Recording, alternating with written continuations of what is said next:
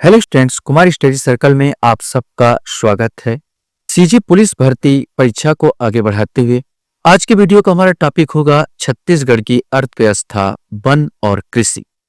मैं आपको बता देना चाहता हूं कि छत्तीसगढ़ी अर्थव्यवस्था, वन और कृषि में विशेष करके आपका हाल ही में जो बजट पेश किया गया उसमें से क्वेश्चंस और अधिकांश क्वेश्चंस आर्थिक समीक्षा, छत्तीसगढ़ की आर्थिक समीक्षा से उठाया जाता है। तो मैं यहाँ पर दोनों ही चीज को, चुनिंदा क्वेश्चंस को हम लोग देख लेते हैं। बजट का जो पेश किया गया था इस साल का बजट, उसमें से मेन क्वेश्चंस को, ज्यादा नहीं, मेन क्वेश्चंस को देखना है और विशेष हमको देखना है आर्थिक समीक्षा जो एक साल पहले का होता है, अर्थात 2024-25 का। उसको अगर 25-26 का आया नहीं, बनता नहीं, 2024-25 का जो आर्थिक समीक्षा उसमें से जो क्वेश्चंस है उसको देखेंगे। इससे बाहर का नहीं पूछा जाता। जो भी क्वेश्चन है, बार बार बोल रहा हूं, ये बजट का आएगा, आर्थिक समीक्षा। आप एग्जाम को जो पिछले एग्जाम हुए हैं उसको भी देख सकते हैं कि पूरा इसी में से क्वेश्चंस आता है। जो बच्चे मुझसे अभी भी जुड़ रहे हैं उनको बता देना चाहता हूं कि आप लोगों के लिए ऐसे मैं वीडियो लाता रहता हूं। अगर आप मेरे पुराने वीडियो को देखना चाहते हैं तो मेरे चैनल के प्लेलिस्ट में जाएंगे, जो सीजी पुलिस भर्ती परीक्षा वाला प्लेलिस्ट दबाकर सारे वीडियो को देख सकते हैं। तो चलिए देर ना करते हुए एक एक क्वेश्चन को हम लोग यहाँ पर सॉल्व करने की कोशिश करते हैं। तो पहला क्वेश्चन आता है, छत्तीसगढ़ विधानसभा में पेश किया गया 2025-26 का बजट कितने करोड़ रुपए का है, ये आपको बताना है। 1,35,000, 1,55,000, 1,65,000 या 1,75,000, इसमें से कोई एक आएगा। सही आंसर सी आएगा। इस बार का जो बजट है 1,65,000 का है। छत्तीसगढ़ विधानसभा में पेश किया गया 2025-26 का बजट पिछले वर्ष की तुलना में कितने प्रतिशत अधिक है? 10%, 11%, 12% या 13%? सही आंसर सी रहा है, 12%। इस बार का जो बजट है कम से कम पिछले बार के बजट से 12% अधिक रखा गया है बजट। एक इंपॉर्टेंट क्वेश्चन आपके सामने, छत्तीसगढ़ विधानसभा में पेश किया गया 2025-26 का बजट किस पर केंद्रित है, ये आपको बताना है। ज्ञान पर, गति पर, श्याम पर या एम्स पर? सही आंसर बी आएगा, एक गति पर केंद्रित है। गति अर्थात होता good governance, accelerating infrastructure, technology और इंडस्ट्रियल ग्रोथ। माने यहाँ पर ए जो आएगा गति, चीज से लिया है गुड गवर्नेंस, इसके बाद ए से लिया है एक्सीलरेटिंग इंफ्रास्ट्रक्चर, टी से लिया है टेक्नोलॉजी और आई से लिया है इंडस्ट्रियल ग्रोथ। इस पर अवलंबित है इस वर्ष का बजट। पिछले बार का जो 2024-25 का ज्ञान पर केंद्रित था। क्वेश्चन से, छत्तीसगढ़ सरकार इस वर्ष किस रूप में मना रही है? अधोसंरचना विकास वर्ष, टेक्नो वर्ष, नवाचार वर्ष या अटल निर्माण वर्ष? इसमें से कोई एक आएगा। सही आंसर डी आएगा, अटल निर्माण वर्ष के रूप में इस वर्ष को मनाया जा रहा है।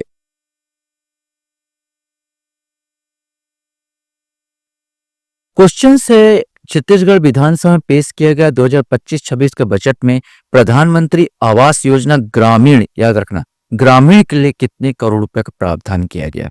5,000 करोड़ रुपए, 8,500 करोड़ रुपए, 5,500 करोड़ या 10,000 करोड़? इसमें से आपको बताना है। सही आंसर बी आएगा, 8,500 करोड़ रुपए का प्रावधान किया है। किसानों के लिए 10,000 है, किसानों के लिए 10,000 करोड़ प्रावधान, लेकिन जो ग्रामीण जो आवास योजना है उसके लिए 8,500 करोड़ रुपए का प्रावधान किया गया है। छत्तीसगढ़ विधानसभा में पेश किया गया 2025-26 का बजट है, महतारी बंधन योजना के लिए कितने रुपए का प्रावधान किया गया? ये आपको बताना है। 5,000 करोड़, 4,500 करोड़, 5,500 करोड़ या 6,000 करोड़? इसमें से कोई एक आएगा। सही आंसर सी आएगा, 5,500 करोड़ रुपए का प्रावधान किया गया है। क्वेश्चन है, छत्तीसगढ़ 2025-26 के बजट में सकल राज्य घरेलू उत्पाद जो जीडीपी है वर्तमान मूल्य पर कितना अनुमानित है? ये आपको बताना है कि जीडीपी में इस बार कितना योगदान होना है, ये आपको अनुमान कितना लगाया गया, ये आपको बताना है। सही आंसर सी आएगा, 6,35,918 करोड़ रुपए का अनुमान लगाया गया कितना हमको प्राप्त होगा जीडीपी से। वित्त वर्ष 2024-25 के लिए प्रति व्यक्ति आय कितने होने की उम्मीद है? ये बहुत इंपॉर्टेंट है। 1,65,870, 1,35,900, 1,35,918 या 2,35,912? सही आंसर ए आएगा, 1,65,870 रुपए होने का अनुमान है। इसको निकाला जाता है कि प्रति व्यक्ति आय में जितना प्रति व्यक्ति आय को भाग दे दिया जाता है जनसंख्या से। छत्तीसगढ़ के जितनी जनसंख्या से उससे भाग दिया जाता है जो एनएनपी का, तो उससे हमको प्राप्त हो जाता है प्रति व्यक्ति आय प्राप्त हो जाता है। शुद्ध जो हमारा आय है उसको भाग दिया जाता है जनसंख्या से।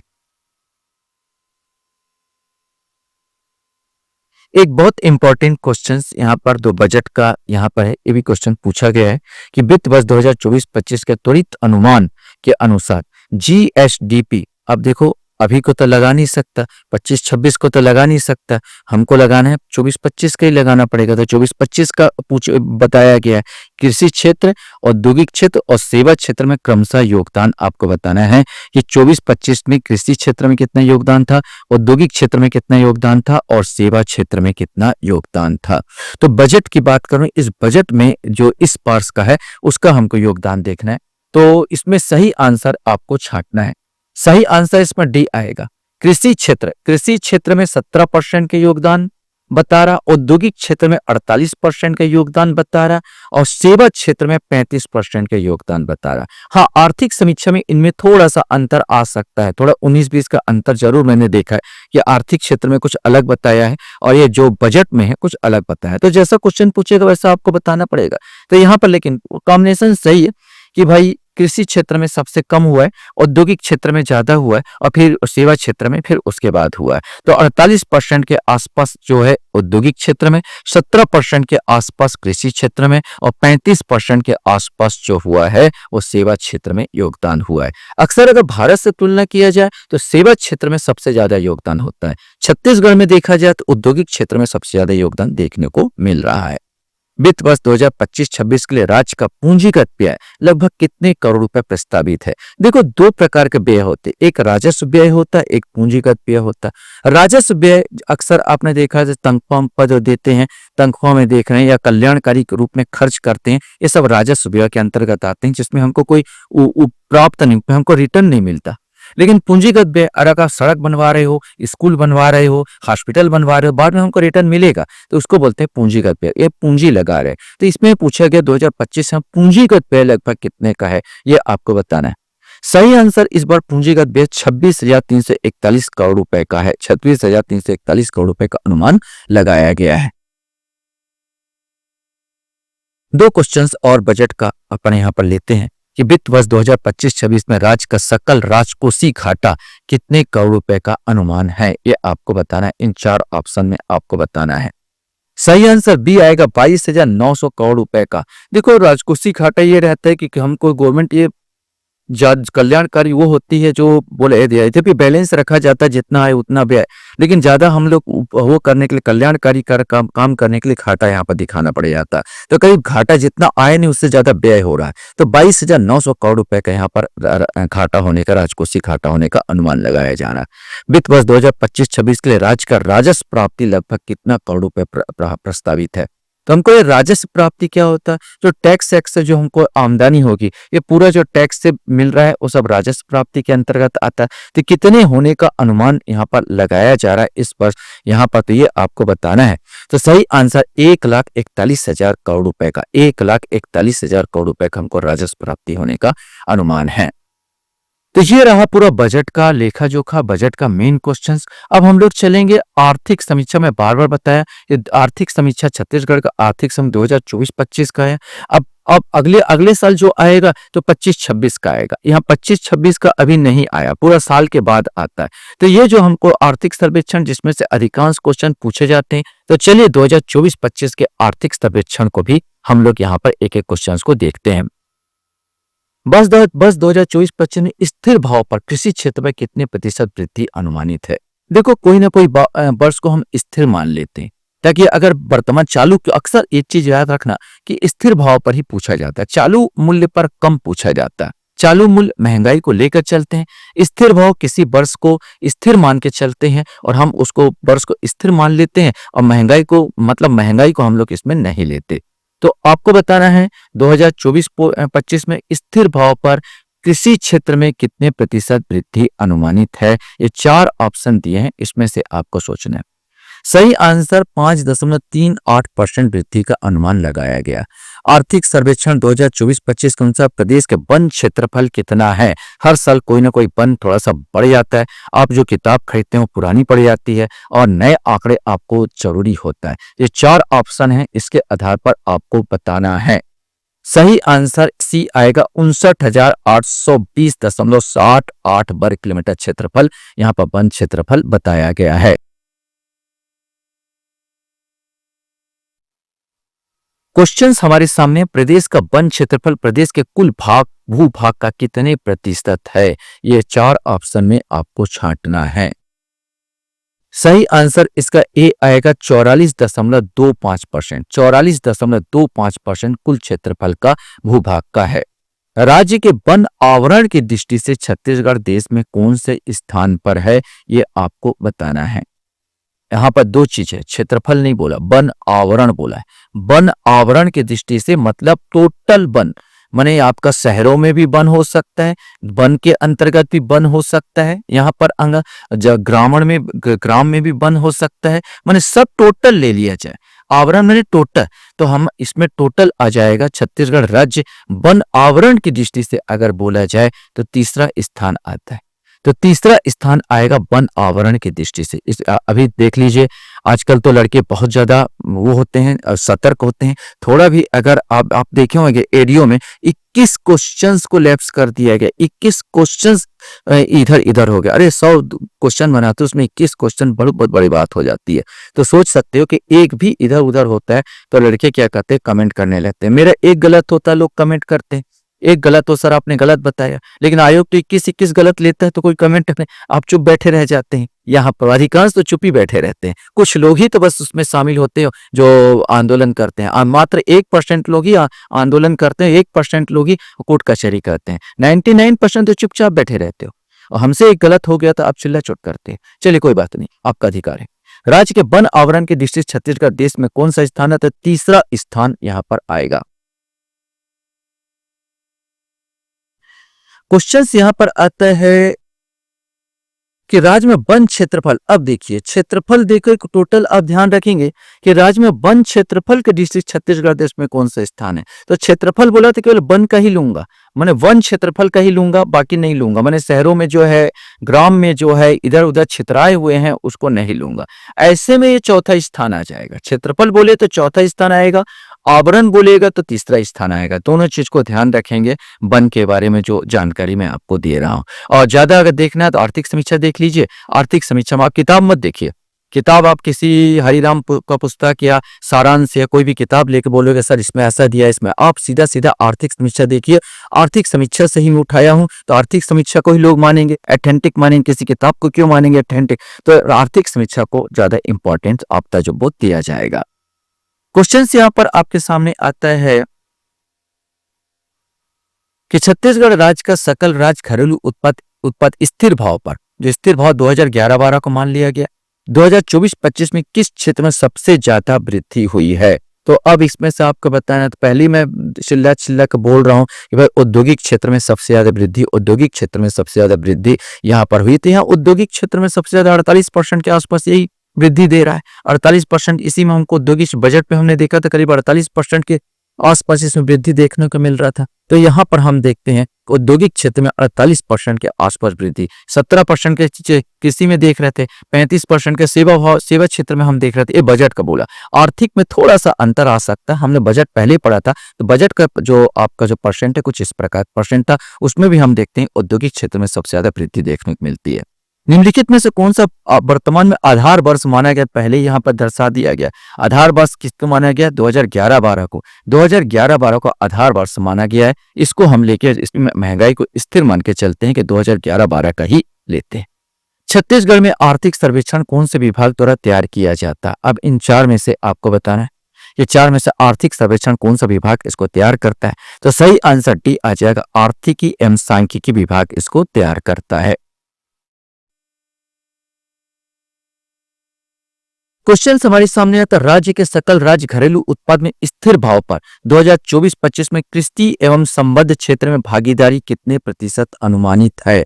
अब यहाँ पर थोड़ा सा आंकड़ा यहाँ पर बदला हुआ आपको नजर आएगा। ये बोल रहा है भाई किसके संबंध में, आर्थिक समीक्षा के आधार पर कि राज्य के सकल राज्य घरेलू उत्पाद में स्थिर भाव पर। अभी देखो यहाँ पर भाव अलग है, यहाँ पर क्या बोल दिया, जो बजट में निकालते थे चालू भाव पर किया गया था, और यहाँ पर बात किया गया स्थिर भाव पर। 2024-25 में कृषि एवं संबद्ध क्षेत्र में भागीदारी कितने प्रतिशत अनुमानित है, इसमें से आपको बताना है। तो लगभग ये जो आता है ये 16.80, लगभग उतना ही परसेंट, 17% के आसपास ये भी बता रहा है। 16.80% के आसपास यहाँ पर ये आता है। राज्य के सकल राज्य घरेलू उत्पाद में स्थिर भाव पर, स्थिर भाव 2011-12 को मानेंगे।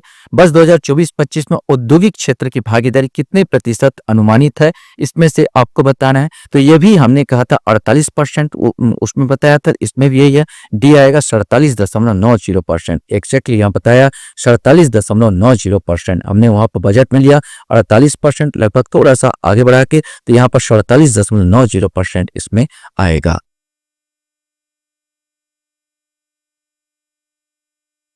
ठीक उसी प्रकार राज्य में सकल राज्य घरेलू उत्पन्न स्थिर भाव में बस 2024-25 में सेवा क्षेत्र में, अब सेवा क्षेत्र में कितने प्रतिशत अनुमानित है, तो यहाँ पर यही सब ज्यादा क्वेश्चन पूछे जाएंगे। तो लगभग 35% मैंने बताया था, 35.30% यहाँ पर अनुमान बताया गया है। सकल घरेलू उत्पाद स्थिर भाव पर कृषि क्षेत्र में हिस्सेदारी वर्ष 2012-13 से 2024-25 में औसत वृद्धि कितने % दर्ज की गई। देखो यहाँ पर औसत वृद्धि पूछ रहा है, मैंने 2012-13 से लेके 2024-25 तक यह टोटल जो भी वृद्धि होगी उसका भाग देके उतने वर्षों से भाग देना है आपको। तो टोटल बताया गया है कितना यहाँ पर औसत वृद्धि दर्ज की गई है, ये आपको बताना है। सही आंसर लगभग 5.39% की औसत वृद्धि दर्ज की गई है। कुछ क्वेश्चंस और हम लोग देख लेते हैं कि राज्य में वर्तमान में कितनी कृषि उपज मंडी है। राज्य में वर्तमान में कितनी कृषि उपज मंडी है, ये क्वेश्चन 42, 59, 112, 118। सही आंसर 69 कृषि उपज मंडी है, और उप मंडी बोलेगा तो 118 उप मंडी है, और उपज कृषि उपज मंडी 69 है। वर्तमान में प्रदेश में का सिंचाई प्रतिशत कितना है, इसमें से आपको बताना है कि सिंचाई परसेंट कितना है। 38.84 है, 35.44, 39.27, 31.89, इसमें से कोई एक। सही आंसर थोड़ा सा बढ़ गया है, 39.27% हो गए हैं कृषि का हमारे प्रदेश में सिंचाई का प्रतिशत। क्वेश्चन हमारे सामने है, देश में लघु वनोपज संग्रहण में छत्तीसगढ़ की भागीदारी कितने प्रतिशत है। 70%, 50%, 60% या 49%। सही आंसर इसका ए आएगा 70%। पूरे देश में सबसे ज्यादा लघु वनोपज का संग्रहण छत्तीसगढ़ में होता है। मार्च 2025 की स्थिति में राज्य की कुल जनसंख्या कितना अनुमानित है, इसमें से आपको बताना है कितना अनुमानित किया गया है। आर्थिक समीक्षा के आधार पर ही हम लोग चल रहे हैं। सही आंसर बी आएगा 3,08,67,000। यह अनुमान लगाएगा इतनी जनसंख्या हो गई है 1 मार्च 2025 की स्थिति में। क्वेश्चन हमारे सामने यहाँ पर आता है, छत्तीसगढ़ में कितने प्रतिशत जनसंख्या कृषि कार्य में संलग्न है, ये आपको बताना है कितने % के आसपास यहाँ पर है। तो सही आंसर लगभग 70%। 70% जनसंख्या का आजीविका का स्रोत जो है ये छत्तीसगढ़ में कृषि कार्य में ही लगे हुए हैं। एक बहुत इंपॉर्टेंट क्वेश्चन है जो हमारे खनिज पदार्थ से संबंधित है, जो इस बार पूछा भी गया था एडीओ में दूसरे ढंग से। तो ये आपको बताना है, % का यहाँ पर जोड़ी बनाना है कि वित्त वर्ष 2022-23 में देश में खनिज उत्पादन में छत्तीसगढ़ राज्य का हिस्सा है। सही जोड़ा मिलान कीजिए, खनिज उत्पादन, देश के खनिज उत्पादन से इसका सही जोड़ा आपको बताना है। तो सही आएगा कोयला में जो हुआ सबसे ज्यादा, देखो कोयला में ही हमारे यहाँ पर तो 20.73% है। इसके बाद लोहा का अगर हम लोग देखेंगे तो लोहा का जो आ जाता है लगभग 16.64% है। चूना पत्थर की बात कर लिया जाए तो लगभग 10.94% है, और बॉक्साइट का हो जाएगा तो 4.32%। बॉक्साइट हमको मालूम है एल्युमिनियम का अयस्क है, तो इस हिसाब से बी आंसर आ जाएगा 2413। इसको आंकड़े आप रट भी सकते हो। दिमाग में कोई क्वेश्चन पूछेगा, ये 2,4,1,3 अर्थात जो है कोयले का ही 20.73% पूरे भारत देश में उत्पादन हुआ है। और परसेंट में लोहा में 16.64% का उत्पादन किया, चूना पत्थर में 10.94% का उत्पादन कर रहा है और बॉक्साइट में 4.32% का उत्पादन यहाँ पर कर रहा है।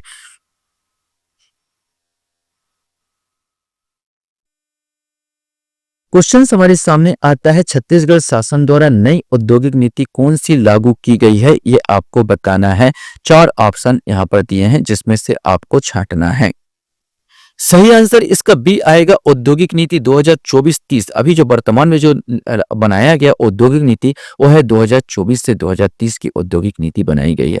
राज्य के स्वयं की विद्युत उत्पादन कुल क्षमता कितनी है? राज्य एनटीपीसी की बात नहीं कर रहा, केवल राज्य जो उत्पादन करता है एचटीपीपी से द्वारा। तो यहाँ पर राज्य स्वयं की विद्युत उत्पादन की क्षमता आपको बताना है, इसमें से कितना मेगावाट है यहाँ पर ये आपको बताना है। तो सही आंसर ए आएगा 2978.70 2978.70 मेगावाट विद्युत क्षमता जल और कोयला दोनों मिलाकर यहाँ पर है। एनटीपीसी इसमें नहीं शामिल होगा, एनटीपीसी केंद्र का हो जाता है, राज्य का स्वयं का पूछा है, याद रखेंगे इसमें।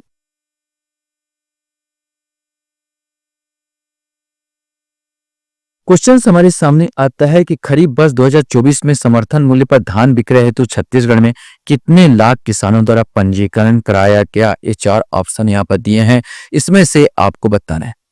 सही आंसर इसमें सी आएगा, 27.74 लाख लोगों ने यहाँ पंजीयन कराया था। छत्तीसगढ़ में मनरेगा के तहत 2024-25 में कितने लाख परिवारों को रोजगार उपलब्ध कराया गया है? ये 4 ऑप्शन में आपको छांटना है, सोचना है और बोलना है। सही आंसर बी आएगा, 21.17 लाख। 21.17 लाख ने अपना रोजगार में पंजीयन करवाया था। क्वेश्चन हमारे सामने यहाँ पर आता है, राज्य में वर्ष 2024-25 में कितने लाख मानक बोरा तेंदुपत्ता का उत्पादन हुआ? इसमें से आपको बताना है कि ऑप्शन आपके सामने हैं।